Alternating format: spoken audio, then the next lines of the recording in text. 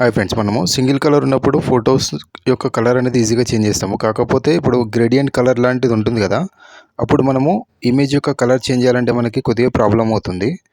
ఇప్పుడు మనము ఇమేజ్ యొక్క కలర్ అనేది ఎలా చేంజ్ చేయాలో చూద్దాము. ముందుగా ఆన్లైన్లో ఫోటోషాప్ ఓపెన్ చేస్తున్నా. ఫోటోపియా అనేది ఆన్లైన్లో ఫ్రీ టూల్ అనమాట. ఫ్రీగా ఎవరైనా వాడుకోవచ్చు. సాఫ్ట్వేర్ అవసరం లేదు దీనికి.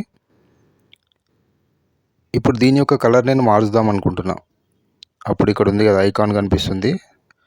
ఇక్కడ బ్లాక్ అండ్ వైట్ అని ఉంటుంది. అది క్లిక్ చేసిన తర్వాత ఇక్కడ బ్లాక్ ఉంది డిఫాల్ట్గా. దాని మీద క్లిక్ చేసి మనకు నచ్చిన కలర్ అనేది సెట్ చేసుకోవచ్చు. ఇప్పుడు చూస్తే మీరు ఇమేజ్ మొత్తం కలర్ అనేది మారిపోతుంది. సో ఈ విధంగా మనము సింపుల్గా కలర్ చేంజ్ అనేది చేసుకోవచ్చు. తర్వాత వాటి యొక్క ఒపాసిటీ అవన్నీ కూడా చేంజ్ చేసుకోవచ్చు. తర్వాత మనకు ఏదైనా డిఫాల్ట్ కలర్ ఉంటే కలర్ కోడ్ అనేది ఇక్కడ ఇవ్వచ్చు. ఆ కలర్ కోడ్ అనేది అప్లై అయిపోతుంది. ప్రజెంట్ నేను వైట్ ఇచ్చింది కలర్ కోడ్. సో ఈ విధంగా మనము ఒక ఇమేజ్ యొక్క కలర్ అనేది మార్చుకోవచ్చు. మామూలుగా గ్రేడియంట్ కలర్ ఉన్నప్పుడు ఈ మెథడ్ వర్క్ చేస్తుంది.